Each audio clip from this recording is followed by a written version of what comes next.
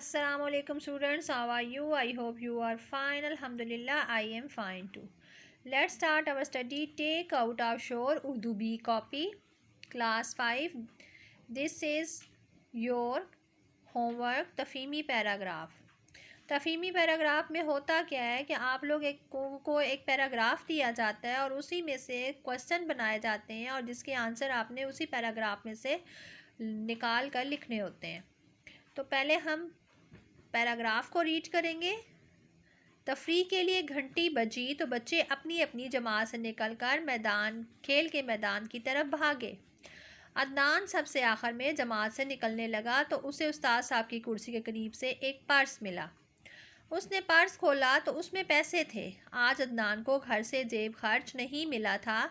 उसे भूख भी लगी थी. पर्स में पैसे देखकर उसका दिल चाहा कि वो कैंटीन से अपनी पसंद की कोई चीज़ खा ले. पर्स उठाते हुए उसे किसी ने नहीं देखा था. उसी लम्हे उसे ख़याल आया कि मुझे पर्स उठाते हुए किसी ने नहीं देखा मगर अल्लाह ताला तो देख रहे हैं.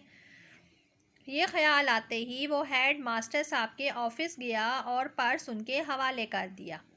अगले दिन असेंबली में हेड मास्टर साहब ने सब बच्चों को कल पेश आने वाला वाक़या सुनाया और अदनान की तारीफ़ की. अब इसी पैराग्राफ में से क्वेश्चन है, घंटी बजते ही सबसे आखिर में जमात से कौन निकला? आंसर इस घंटी बजते ही अदनान सबसे आखिर में जमात से निकला.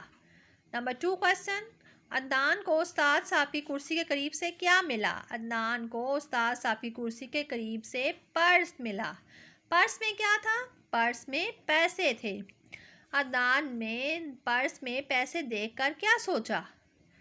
उसने सोचा कि आज इसे जेब खर्च नहीं मिला था इसलिए उसने पर्स से पैसे उठाने का सोचा. अदनान को क्या ख़याल आया कि उसने पर्स हेडमास्टर साहब के हवाले कर दिया. उसे ख़याल आया कि मुझे पर्स उठाते हुए किसी ने नहीं देखा मगर अल्लाह ताला तो देख रहे हैं. क्वेश्चन नंबर 5, दूसरे दिन असेंबली में किसने सब बच्चों को कल पेश आने वाला वाक़या सुनाया? दूसरे दिन असेंबली में हेडमास्टर साहब ने बच्चों को कल पेश आने वाला वाक़या सुनाया और अदनान की तारीफ़ की. Understand student, this is your homework in copy. Okay, अल्लाह हाफिज़.